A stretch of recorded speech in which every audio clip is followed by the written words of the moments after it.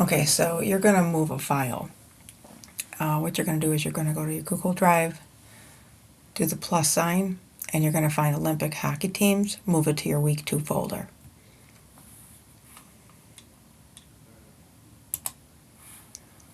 So let's go from the very beginning.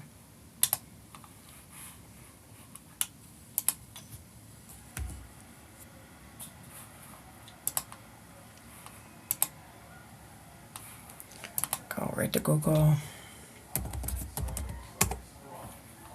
Okay, so go to my drive, share it with me, and it should say Olympic hockey teams, right?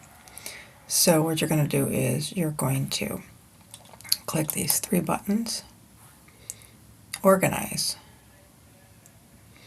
and you're going to add a shortcut,